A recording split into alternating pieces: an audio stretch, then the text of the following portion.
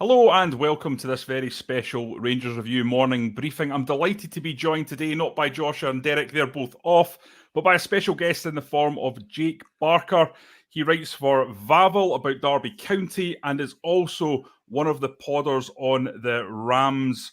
I'm going to say the Rams Monthly Review Show. Sorry, I was you got it. Train of thought there. The Rams Monthly Review Show. So that has got everything you need to know about Derby County. So we thought you'd be a great person, Jake, to come on and tell us about Rangers' new signing, Tom Lawrence, who, of course, has arrived from your neck of the woods. So the first question I would ask you about Tom is how he ended up in Derby. What was it about Tom that saw him arrive in your neck of the woods and signing on a deal that I think I've read was 35 grand a week, significant outlay for you guys at that point back in, I think it was 2017, if I'm not wrong. Yes, 2017 when he arrived. Yeah, first off, Johnny, thank you very much for having me on. And yeah, it was an interesting one. So we were in a position where we just sold Tom Ince for around 12 million. Tom Ince had been our main man for a couple of years. We'd had quite a few problems with, not getting good wide players in. It was always Ince and another. So when Ince left, we really needed someone to fill that gap. And Lawrence had just had a season where he scored 10 or 11 goals at Ipswich. And I think all of them were from about 30 yards out. And we looked at him and thought, he's the man. He's the man that we want. We brought him in for around 5 million, rising to 7. He wasn't on 35 grand. He was on around 24 grand. But obviously, you know what it's like with media reporting and stuff. And the wages always seem to go up for some reason. But he joined and he was, basically our Tom Ince replacement. Right, okay.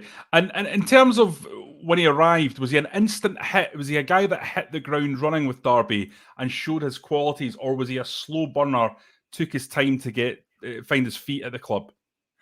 I think he found it tough. I think a lot of players at the time found it tough. We had Gary Rowett as our manager, who, for people that don't know him, he plays quite, I'd say defensive football is probably a little bit of an understatement.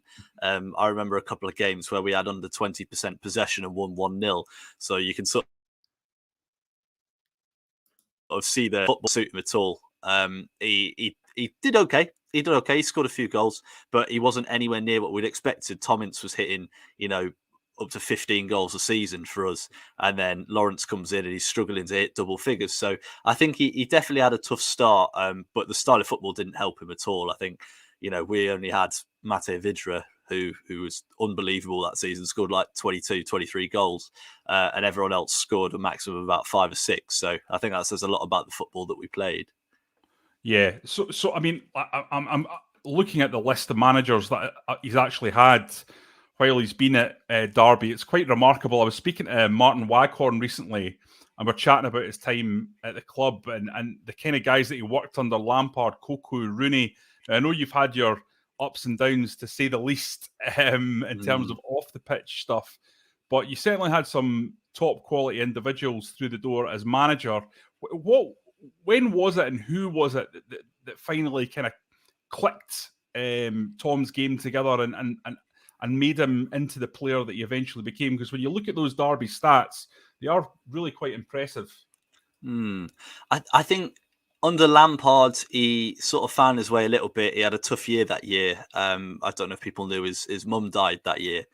And it all obviously came out after the playoff semi-final about everything that had happened. And you could sort of see it in his game. He wasn't all there. He was playing well. He'd have occasional games where he'd be unplayable, but the consistency wasn't there. And people were starting to doubt whether his head was in it. Obviously, that news comes out and you understand why. The next season under Philip Cocu, he's well and truly our main man. He was our top scorer that season. Again, did Cocu's football probably suit him? Probably not. But at the same time, he was pulling goals out the bag from all over the place. I think that's one thing that Rangers fans will get to enjoy, is him putting one in the top corner from 25 yards, because that's his specialty. That's his thing. He did it in that Cocu season. We were really struggling at the wrong end of the table at the start of the season, and he pretty much single-handedly dragged us out. He was scoring goals from everywhere. So I think that was when he first started to, I guess, fulfill his price tag a little bit, and he only got better from there. Yeah, in terms of the kind of elephant in the room with the player is that this incident that took place alongside his teammate Mason Bennett. He was arrested in 2019. I think that was under Cocu. Yeah. On suspicion of drink driving. Richard Keogh was also heavily involved and badly injured in the crash. In terms of that whole incident, without sort of going into the details of it, how did that affect the player and his relationship with the fans and the club? Because to go through something like that, I would imagine it would be quite tough on any player. Derby are a big club, lots of fans, the expectation that you would be doing well in the Championship and certainly punching above your weight to try and get into the Premier League. Well, actually, to be fair, that's probably punching to your weight. You kind of should be in the Premier League for the amount of fans you have and the size of the club. So I would imagine that wouldn't have been the easiest time for the player. And how did it all pan out? What was the reaction to it? It was quite tough. Obviously, all the players involved, their reputations were in tatters. And the problem it was with Tom Lawrence, obviously, as we said before, he had a bit of a slow burner to start his Derby career. And this was right near the start of the season. So this is probably, I think it was October, November time. And we'd only won 1 or 2 games in 10. So we'd had a really poor start to the season. And then this happened. And all the players involved, their reputations, fell apart. Lawrence was already under a little bit of pressure from fans because had he really delivered this price tag? Probably not at that point. So it really did sour it. And you know how it is. There's always some fans that hold things against players forever. And there's still supporters now that will, when you talk about Tom Lawrence, the crash is the first thing they bring up. I wouldn't say I necessarily sympathise with him or understand why he did what he did, because it was terrible what he did. But he was going through a really awful time. Obviously, as you said before, his mum had just died and stuff like that. And I think maybe amongst the fan base, that gave him a little bit more benefit of the doubt compared to the others, because the others were just seen as idiots, whereas people kind of were a little bit more empathetic about his situation. But it certainly didn't do him any favours. And yeah, I know I paint a bad picture of it at the minute. It gets better. It gets better. Yeah, and that's what I was going to say. I mean, it's quite the journey from that low point in his career to be appointed captain of the club, a big club, as I've already said, and by none other than Wayne Rooney, who, I mean, if anyone knows what a captain is and what a captain can be and should be, it's Wayne Rooney, having worked under Roy Keane, having been at Manchester United and really the elite level of the game for so long. At England as well, obviously being captained by a number of really terrific players.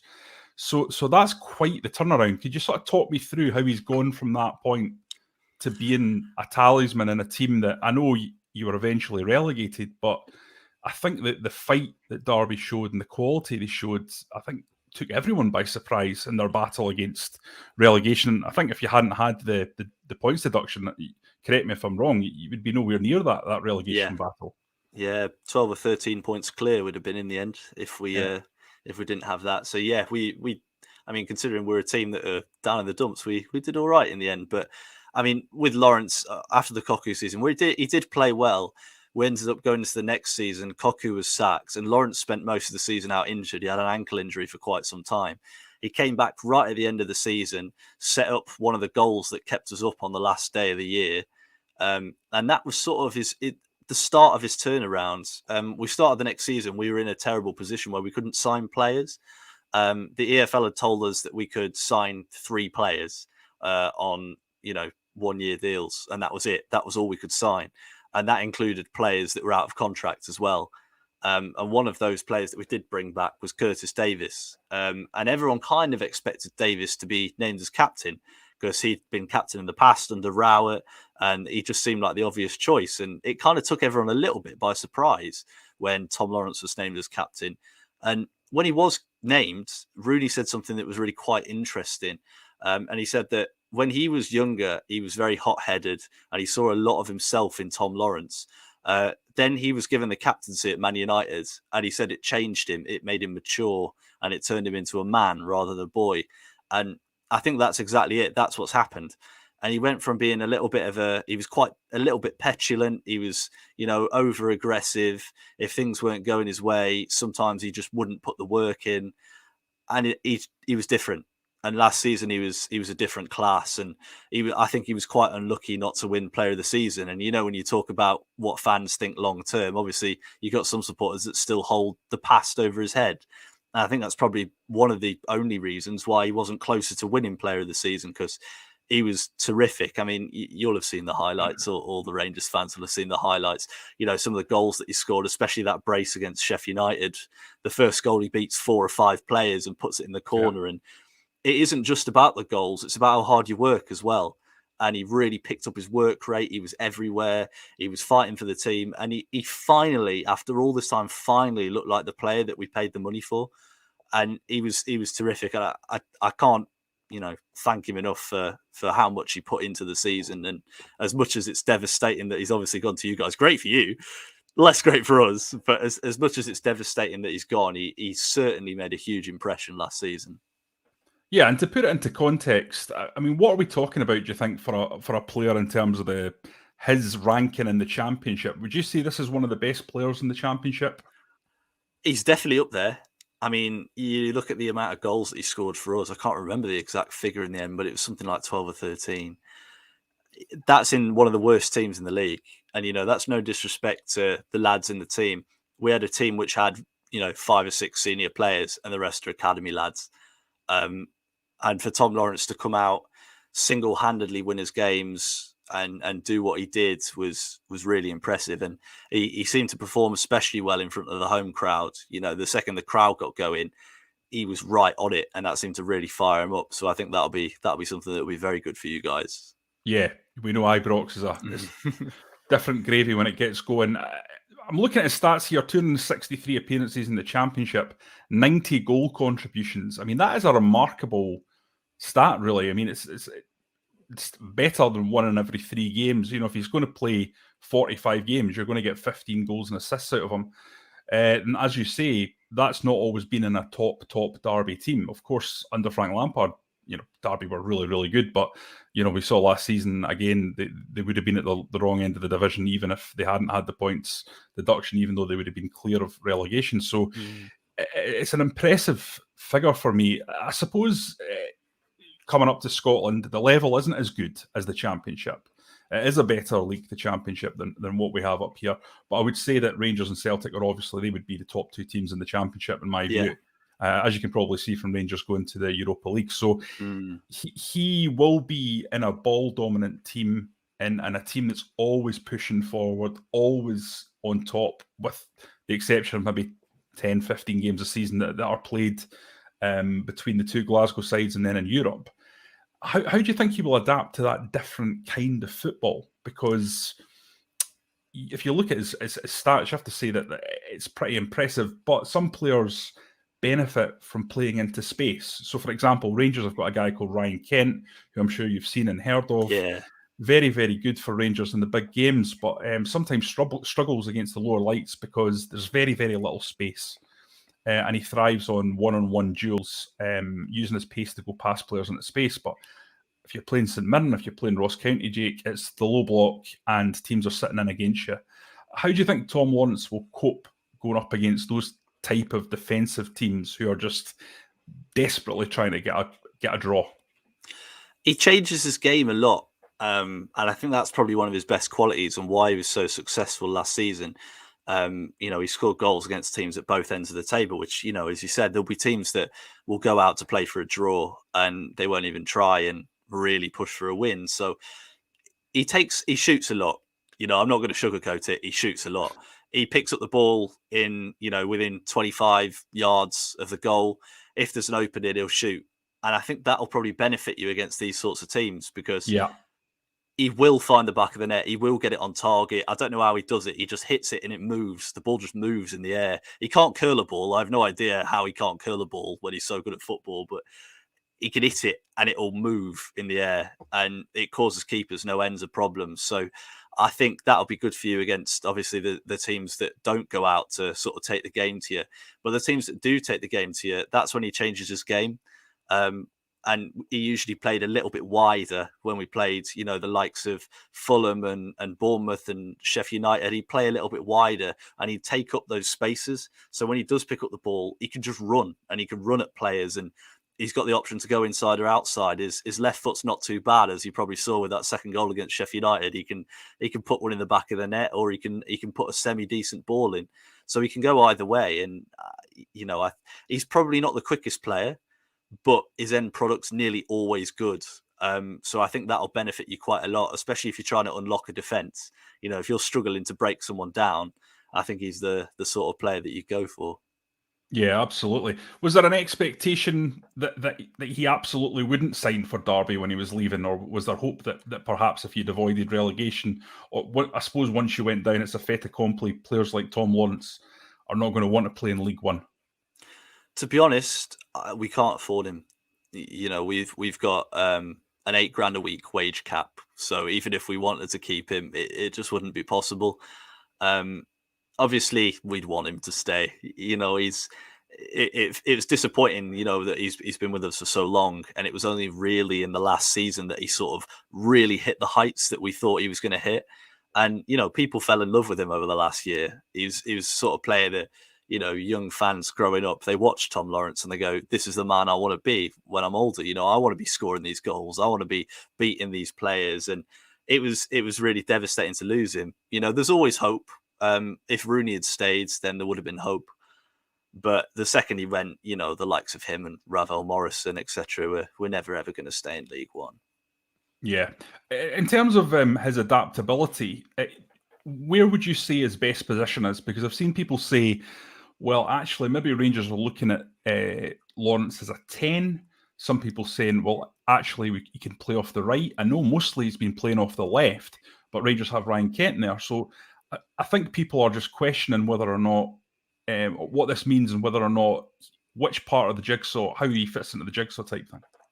Yeah, to be honest, whenever he's played on the right, I've never been that impressed, but that's not his game. He comes inside and goes outside. If he's on the right, he can only go outside, really. So on the left is probably, it's the position he's played the most for us. It's the position he's probably had the most joy. He actually played as a bit of a 9 for a lot of the early part of the season, because obviously, as you said, we weren't allowed to sign players. And so if we had any injuries, we had to sort of square pegs, round holes. And he did okay when he was up front. I wouldn't say he's probably a lone striker, but he can play up top. But, between the left side forwards or attacking midfield as a 10, as you said, I think is probably his best positions, because it gives him that freedom to cut across. A lot of the time when he scores goals, he comes from the left-hand side and goes over to the right and hits it across goal. If you've seen the highlight reels, he does that all the time. That's like his thing. So I think probably those two positions are his main positions. I'd be surprised if he played on the right. I don't know if you'd get everything out of him if he did play there. But obviously, as you've said, you've got Ryan Kent. So who knows? It could be a sort of fluid front 3 or fluid front 4 or something along those lines. I know we played that a little bit, and he seemed to thrive in that because he could just move around everywhere. So yeah, I think it all depends on how you guys set up for next season. Yeah, we've obviously talked about shooting, and that's a key component of his game. You can see that with a limited amount of scouting of what he's done for your club. Was there anything else that sticks out? I mean, his ball carrying seems to be pretty good. He seems like a good dribbler. Is there anything else, like his dead balls or anything like that Rangers fans can look forward to seeing? Yeah, you're right about ball carrying. The way he, keeps the ball is impressive. People don't often get the ball off him. As I said before, he's not the quickest, but the ball kind of sticks to him a little bit when he does run. So, when he runs past players, he tends to keep the ball, which is obviously a good asset to have. Dead balls, I wouldn't say he's good at them. He's okay.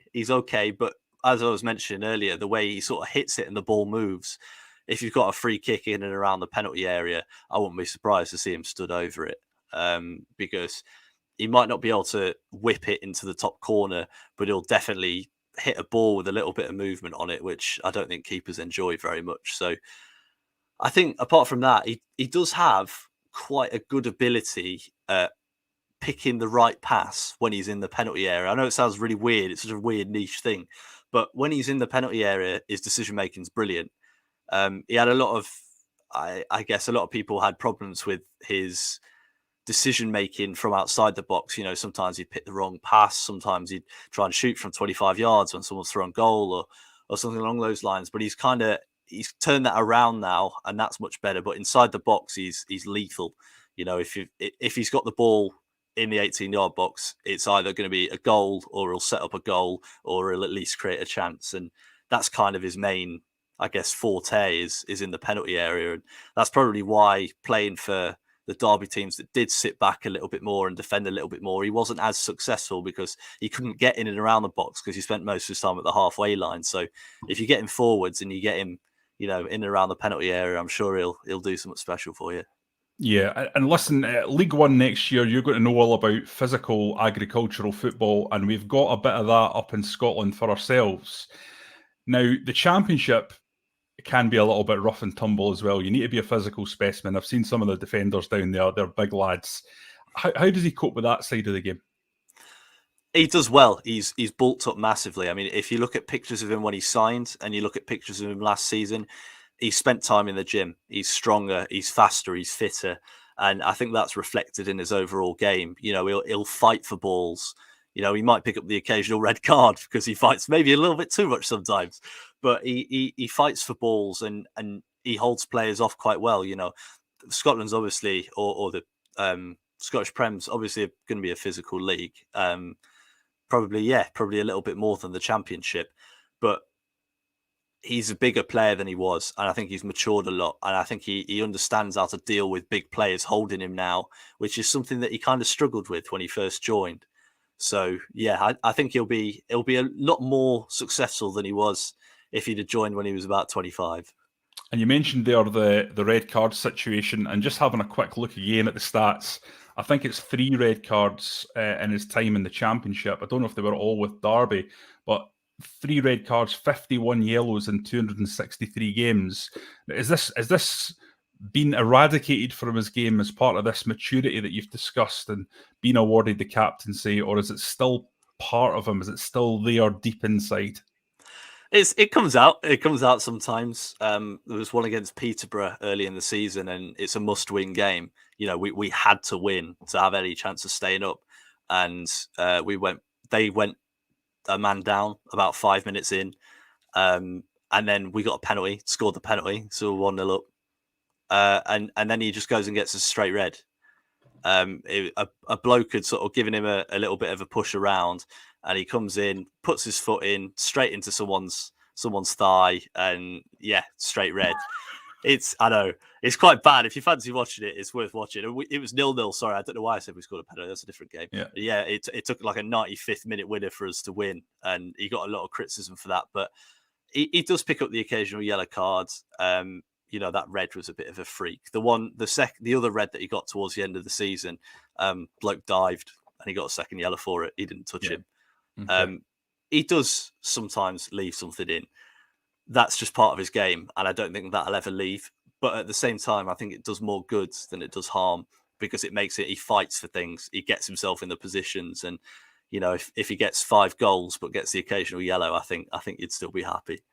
Yeah, absolutely. Well, I think that sounds quite promising, to be honest with you, because you do need a little bit of that vinegar almost up in Scotland, because you're going to get, especially when you're a winger, especially when I think he's 5'8", and especially when you're around that size, you're going to get a bit of, shall we say, people testing your mettle, testing what you're all about. And if you can stand up to it and people realise that you can't be messed with, it's probably one of those ones that'll stand you in good stead. Whereas the other side of it, though, is that we call Glasgow the Goldfish Bowl, because the pressure in the city and the rivalry between the two clubs, and the fact that wherever you go, you're going to get stopped. You're such a celebrity, as he will find out when you come to Glasgow and you're a Rangers or Celtic player.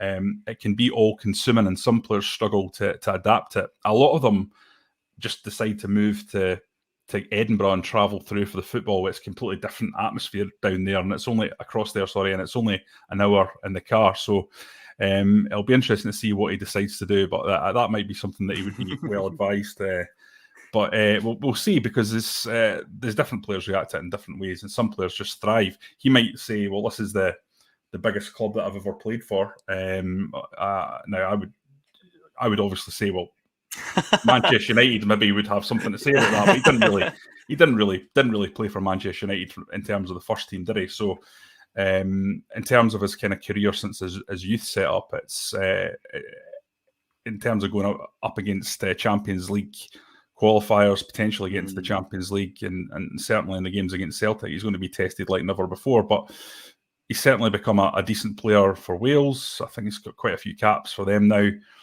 So we'll see how that pans out. But you've certainly, Jake, given us a really, really good insight into what to expect from him. And I think it's quite promising from a Rangers point of view, because the club is just really, really needing someone who can score from wide areas, and someone who can ping the ball in from 25 yards against the low block is exactly what Rangers need. Yeah. They've got very, very quick wingers already. If you're talking about speedsters, Rangers don't really need that. What they need is somebody with quality, just sheer quality, to open up a stubborn defence, and who's going to give you 10 to 15 goals and assists from wide every season. It sounds like that's what they're going to get.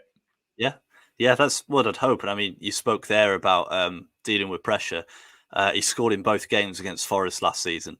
So he's good in the big games. He always turns up against every big team we played. He either scored or got an assist. So I think he's going to be a very, very good player for you. And I'm very jealous that you've signed him. Okay, thanks, Jake. Thanks very much for your time, mate. It's been much appreciated.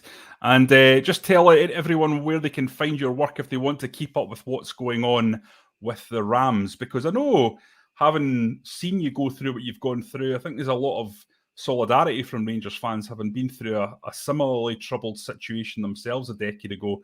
So I think everybody who's watching this will know exactly what you've gone through and how difficult it is to go through a situation like that, where you have basically people who just are treating the club in a way that you just can't really quite wrap your head around. I know the administrators there were behaving very strangely. Yeah, they were certainly strange, and yeah, they definitely made life tough. But yeah, I guess if you wanted to find more out about Derby, if you care about Derby at all, no worries if you don't. You can follow me, Jake Barker 1212 on Twitter. I do the Rams Monthly Review Show, as you said at the start, Johnny, where we do like weekly podcasts, and then every month we'll do a video with loads of different features, get players involved and stuff like that. So if you're into that sort of stuff and you like Derby, then yeah, feel free to give us a follow. Okay, thanks very much for coming on, mate. Okay, we'll call it a day there. Guys, we'll be back later on today with another video late in the afternoon. In the meantime, we will call it a day here, and we thank you for watching. Thank you.